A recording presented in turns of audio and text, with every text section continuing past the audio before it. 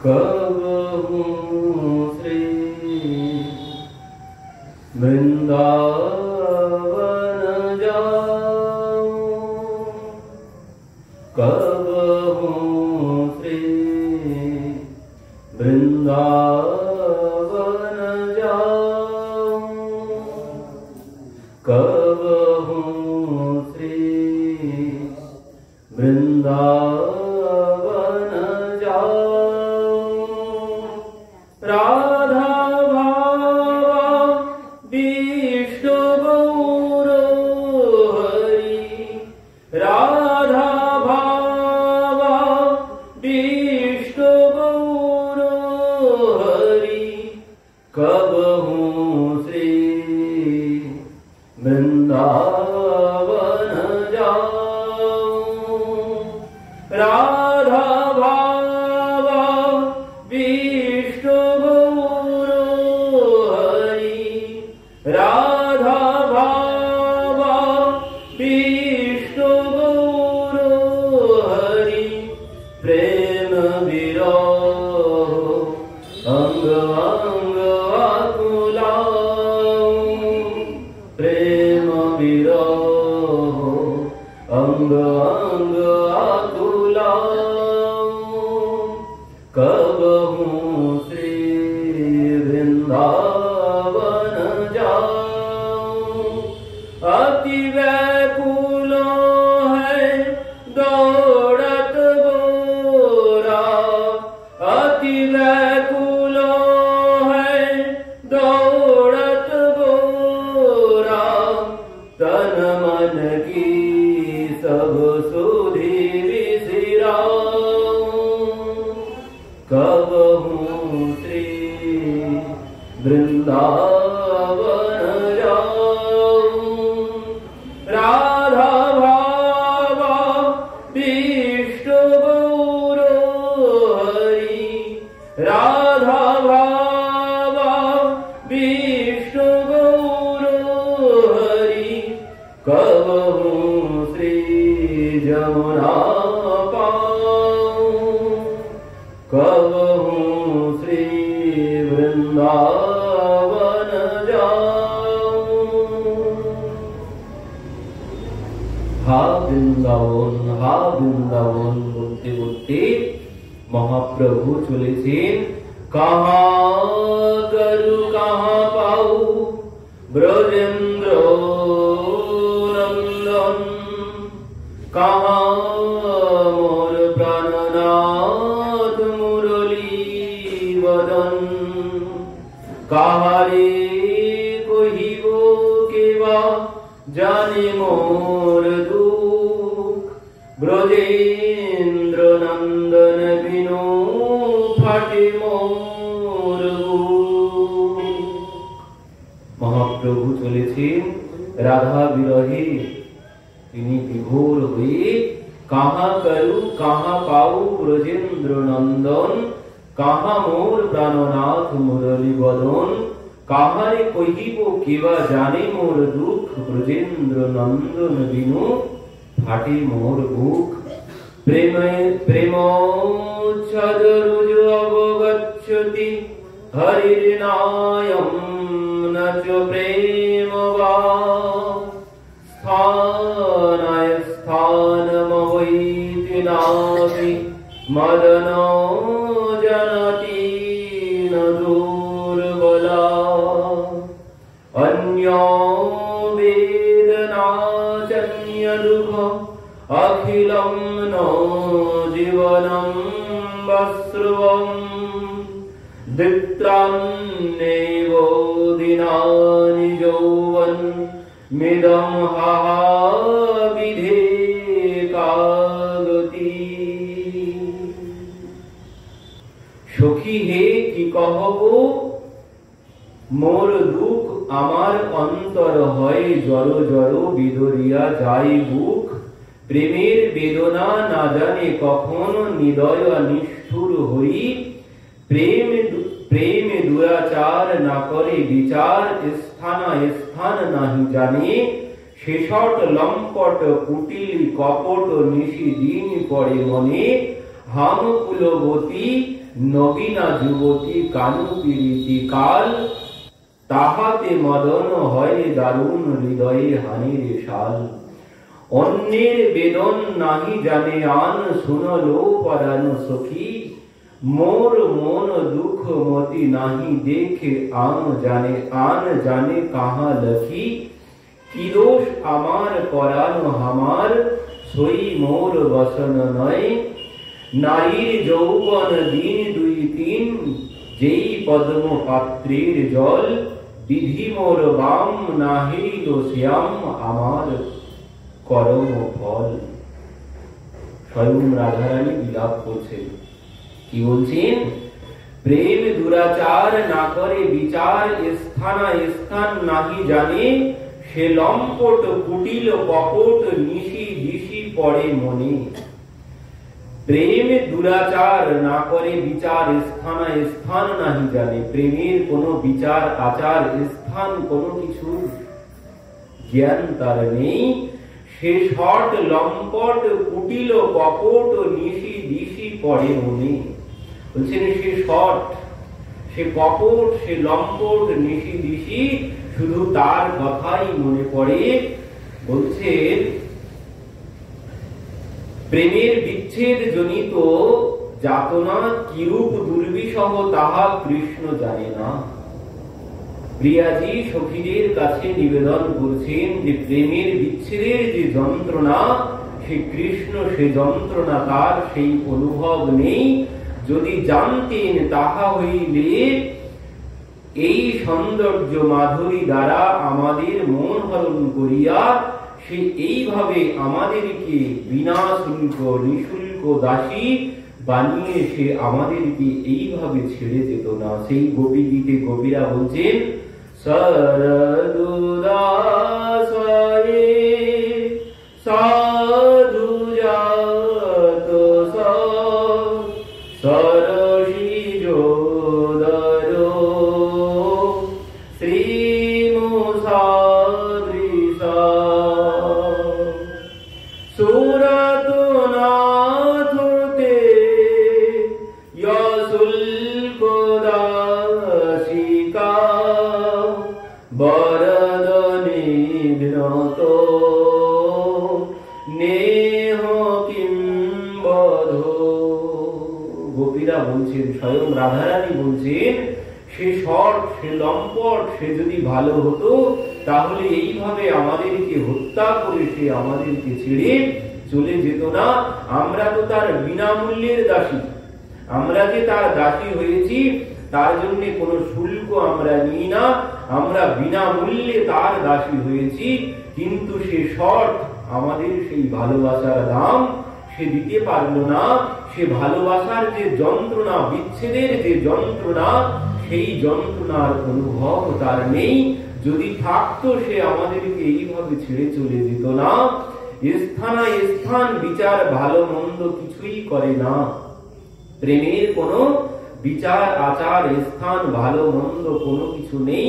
যদি থাকতো তাহলে সেদিন মন দেওয়ার আগে একবার ভেবে দেখতাম সে আমাদেরকে ছেড়ে পরবর্তীতে চলে যাবে না তো। যদি থাকতো প্রেমের বিচার তাহলে আমরা বিচার করে তারপর তাকে মন দিতাম। কিন্তু আজ সে সময় আমরা বিচার করতে পারিনি, আমাদের মন প্রাণ সব তাকে উজাড় করে দিয়েছি। সে আমাদের প্রাণ হরণ করে এইভাবে ছেড়ে চলে গেছে। বলছেন আমরা যে কৃষ্ণবিহীন, আমরা যে কৃষ্ণ হারা, সে কথা মদনও জানে না। মদন যদি জানিত তাহলে সে তার পঞ্চবাণ এইভাবে আমাদের উপরে নিক্ষেপ করতো না। সখী হে, তাকে কোথায় গেলে পাবো? তো মহাপ্রভুর মধ্যে এই বিরহ জেগেছে। মহাপ্রভু এই বিরহে তিনি ছুটতে শুরু করেছেন। কোথা থেকে?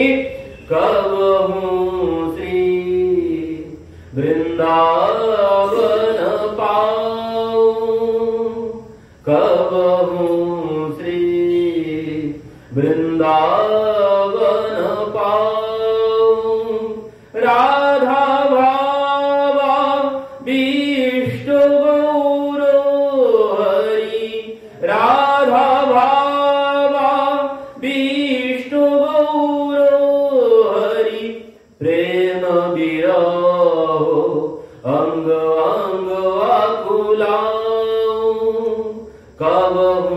শ্রী যমুনা পাও। কি বলছেন? রাধা ভাবাবিষ্ট গৌর হরি প্রেম বিরহ অঙ্গ অঙ্গ আকুলাই। বলছেন প্রেমের বিরহে সমস্ত শরীর জ্বলে যাচ্ছে প্রভুর। আজ প্রভু সেই রাধা ভাবে বিভোর হয়ে পাগলের মতো ছুটতে শুরু করেছেন। কোথা থেকে? প্রভু ছুটতে শুরু করেছেন যেদিন সন্ন্যাস গ্রহণ করলেন। সন্ন্যাস গ্রহণের সাথে সাথে মহাপ্রভুর এই যে বিরহ, কৃষ্ণ বিরহ যেন শতগুণ বৃদ্ধি হয়েছে। সেই বিরহে তিনি পাগলের মতো ছুটতে শুরু করেছেন। কোথায় বৃন্দাবন, কোথায় বৃন্দাবন, আমি কোথায় গেলে তাকে পাবো? কাহা করু কাহা পাও ব্রজেন্দ্র নন্দন। কি করব, কোথায় যাব, তাকে কোথায় গেলে পাবো? মহাপ্রভু এই রাধা ভাবে বিভোর হয়ে ছুটতে শুরু করেছেন। তো ছুটতে ছুটতে মহাপ্রভু কোথায় ছুটছেন? সন্ন্যাস করি প্রেমাবেশে চলিলা বৃন্দাবন, রাঢ় দেশে 3 দিন করিলা ভ্রমণ। তো মহাপ্রভু সন্ন্যাস গ্রহণ করলেন কখন? 24 বৎসর শেষ যেই মাঘ মাস, তার শুক্ল পক্ষে প্রভু করিলা সন্ন্যাস। 24 বৎসর শেষ যেই মাঘ মাস, তাহার শুক্ল পক্ষে প্রভু করিলা সন্ন্যাস। তো প্রভু সন্ন্যাস গ্রহণ করে এবার সেই কাটোয়া থেকে ছুটতে শুরু করেছেন। কোথায় বৃন্দাবন, কোথায় বৃন্দাবন, কোথায় আমি তাকে গেলে পাবো? এই বিরহে তিনি ব্যাকুল হয়ে ছুটতে শুরু করেছেন। তো ছুটতে ছুটতে কি হয়েছে? এদিকে প্রভুর সাথে যারা ছিলেন, এত বলি চলে প্রভু প্রেম উন্মাদের চিহ্ন, দিগ বিদিগে জ্ঞান নাহি কিবা রাত্রি দিন। এত বলি চলে প্রভু প্রেম উন্মাদের চিহ্ন, মানে উন্মাদ, পাগলের মতো হয়ে গেছেন প্রেমে। তো এই প্রেমে তিনি পাগল হয়ে ছুটতে শুরু করেছেন। দিক বিদিক কোনো জ্ঞান নেই। নিত্যানন্দ, আচার্য রত্ন, মুকুন্দ 3 জন, প্রভু পাছে পাছে তিনি করেন গমন। নিত্যানন্দ প্রভু, আচার্য রত্ন 3 জন, মুকুন্দ, তো এই 3 জন তারা প্রভুর পেছন পেছন ছুটছেন। প্রভু দাঁড়াও, প্রভু দাঁড়াও, কিন্তু প্রভুর মধ্যে কোনো জ্ঞান নেই। তিনি রাধা ভাব ধারণ করেছেন। এখন কিন্তু আর সেই গৌরচন্দ্র নেই, তিনি এখন রাধা ভাবে বিভোর হয়ে গেছেন। তো রাধা ভাবে বিভোর হয়ে প্রভু সেই কোথায় কৃষ্ণ, কোথায় কৃষ্ণ, হা প্রাণনাথ বলতে বলতে তিনি ছুটেছেন।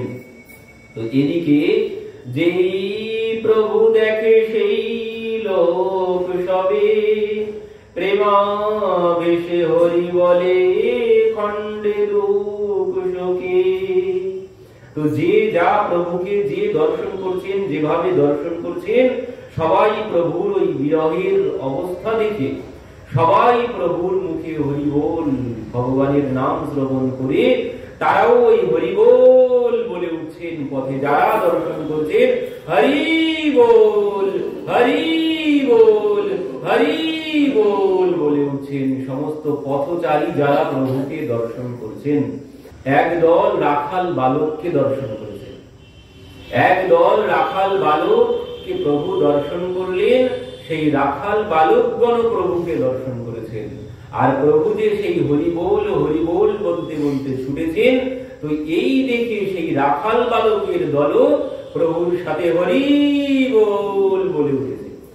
এবার প্রভু যখন এই রাখাল বালকদের দর্শন করেছেন, রাখাল বালকদের মুখে যখন এই হরিধ্বনি শ্রবণ করেছেন, শ্রবণ করে প্রভু ভাবছেন আমি তাহলে বৃন্দাবনে এসেই পড়েছি। এই সেই রাখাল বালক, এত মানে ভাব এসে গেছে প্রভুর, আর কোনো বাহ্য জ্ঞান নেই। পেছনে যে নিত্যানন্দ প্রভু, মুকুন্দ, আচার্য রত্ন তারা প্রভুকে ডাকছে, কোনো জ্ঞান নেই প্রভুর মধ্যে, প্রভু ভাবে বিভোর হয়ে ছুটতে শুরু করেছেন। তো সেই রাখাল বালক যখন হরিবোল বলে উঠেছেন, প্রভু তাদের কাছে কি উপস্থিত হয়েছেন। ও ব্রজের রাখালগণ, এ নাম কোথা পেলি, কে শিখালে? বলছেন ব্রজের রাখালগণ, তোরা এই নাম কোথায় পেয়েছিস? তোদেরকে কে শিখিয়েছে? আমি বৃন্দাবনে যেতেছিলাম, নাম শুনে ধেয়ে এলাম। আমি তো বৃন্দাবনে যাচ্ছিলাম, তো আমি তোদের মুখে নাম শ্রবণ করে ধেয়ে তোদের কাছে চলে এলাম। এই যে আমি মরেছিলাম, নাম শুনে প্রাণ পেলাম। আমি তোদের বদনে এই নাম শ্রবণ করে যেন প্রাণ ফিরে পেলাম। তোরা এই নাম কোথায় পেয়েছিস? মহাপ্রভু মনে মনে ভাবছেন, তাহলে আমি বৃন্দাবনে এসেই উপস্থিত হয়ে গেছি। এই সেই রাখাল বালক, তারা সবাই উচ্চারণ করছেন। তো বলছেন, এই যে আমি মরেছিলাম, নাম শুনে প্রাণ পেলাম। আমার কর্ণ উপবাসী ছিল, হরি নামে আবার প্রাণ ফিরে এলো। আমার যেন প্রাণ ফিরে এলো তোদের মুখে এই নাম শ্রবণ করে। তো প্রভু তাদের মাথায় হাত দিয়ে আশীর্বাদ করছেন। এবার এর মধ্যে নিত্যানন্দ প্রভু এদের কাছে গিয়ে এক শিক্ষা দিয়ে দিয়েছে। তাদেরকে নিত্যানন্দ প্রভু বলছেন, দেখো তোমাদের কাছে যদি এই প্রভু জিজ্ঞাসা করে যে বৃন্দাবন কত দূরে, বৃন্দাবনের পথ যদি জানতে চায়, তাহলে গুপ্তে তা সবারে আনি ঠাকুর নিত্যানন্দ, শিখাইল সবাকারে করিয়া প্রবন্ধ। নিত্যানন্দ প্রভু তাদেরকে শিক্ষা দিয়ে দিলেন, যদি প্রভু তোমাদের কাছে জিজ্ঞাসা করে বৃন্দাবন কোন পথে, তাহলে তোমরা বৃন্দাবনের পথ প্রভু বুঝে তোমারে গঙ্গার তীরের পথ তবে দেখাইবে তারে। গঙ্গার তীরের পথ তোমরা তাকে দেখিয়ে দিও। তো এই বলে নিত্যানন্দ প্রভু চলে এসেছেন তাদের কাছ থেকে। এবার প্রভু তাদের কাছে গিয়ে জিজ্ঞাসা করছেন।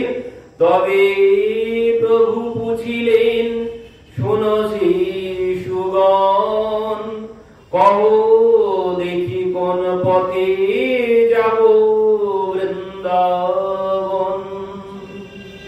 প্রভু জিজ্ঞাসা করলেন, বলো তো দেখি আমি কোন পথে বৃন্দাবনে যাব।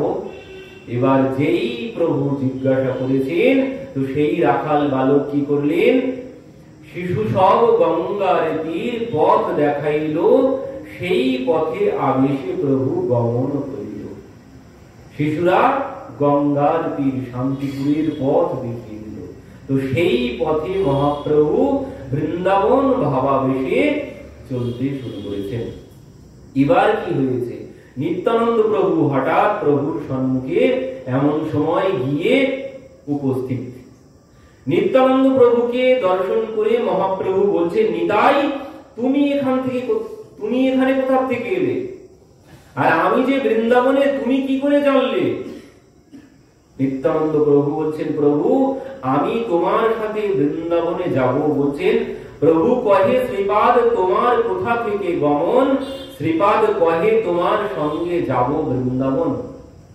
নিত্যানন্দ প্রভু বলছেন, আমি তোমার সাথে বৃন্দাবনে যাব।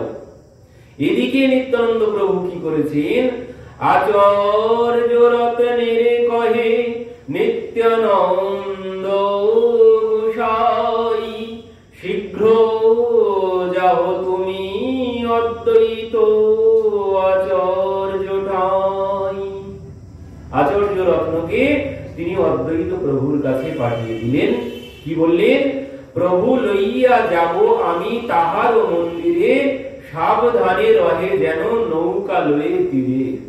তুমি অদ্বৈত প্রভুকে বলো যেন তিনি গঙ্গা তীরে নৌকা নিয়ে প্রস্তুত থাকে, আমি প্রভুকে তাহার গৃহে নিয়ে যাব। তো এই কথা শ্রবণ করে আচার্য রত্ন তিনি চলে এসেছেন। এবার মহাপ্রভু নিত্যানন্দ প্রভুকে জিজ্ঞাসা করেছেন। তো নিত্যানন্দ প্রভু বলছেন, প্রভু আমি তোমার সাথেই বৃন্দাবনে যাব। তো মহাপ্রভু নিত্যানন্দ প্রভুর কাছে জিজ্ঞাসা করছেন, নিতাই বললে কত দূর বৃন্দাবন, আমায় দিবেন কি কৃষ্ণ দর্শন? নিতাই বৃন্দাবন আর কত দূরে আছে নিতাই, কৃষ্ণ কি আমাকে দর্শন দেবে নিতাই? বৃন্দাবন কত দূরে, কবে বৃন্দাবনে যাব? মাধুকরী করে খাবো নিতাই, কবে আমি বৃন্দাবনে যাব? সেই বৃন্দাবন আর কত দূরে আছে নিতাই? জয়ে রাধে রাধে বলে রাধা কুণ্ডে গড়ি দেব কবে নিতাই? কবে আমি সেই রাধা কুণ্ডের তটে গড়ি দেব নিতাই? সেই বৃন্দাবন আর কত দূরে আছে? নিত্যানন্দ প্রভু বলছেন, প্রভু এই তো এসেই গেছি, এই দেখো, এই যে যমুনা দর্শন করো প্রভু, বৃন্দাবনে এসে গেছি। নিত্যানন্দ প্রভু বলছেন, প্রভু কহে কত দূর আছে বৃন্দাবন, তোহে কহেন এই সে যমুনা করহ দর্শন। এই সেই যমুনা প্রভু এসে গেছে। আর যেই বলেছেন নিত্যানন্দ প্রভু যে এই সেই যমুনা, মহাপ্রভু সঙ্গে সঙ্গে সেই যমুনার আবেশ এসে গেছে। এত বলি তারে নিল গঙ্গা সন্নিধানে, আবেশে প্রভু হইল গঙ্গা যমুনা জ্ঞানে। তো প্রভুর মধ্যে সেই যমুনার আবেশ এসে গেল, গঙ্গাতেই তিনি যমুনা ভাবতে শুরু করেছেন। অহভাগ্য যমুনার পাইলাম দর্শন, এত বলি যমুনারই করে স্তবন। তো মহাপ্রভু যমুনার স্তব করতে শুরু করেছেন। চিদানন্দ ভান সদানন্দ সোন, পর প্রেম দাত্রী দ্রব্য ব্রহ্মগাত্রী। তো মহাপ্রভু যমুনার স্তবন করছেন। করতে করতে মহাপ্রভু এত বলি নমস্কারী করিলা গঙ্গা স্নান। তো মহাপ্রভু সেই গঙ্গাতে ডুব দিলেন, যমুনা ভেবে গঙ্গায় তিনি ডুব দিয়েছেন।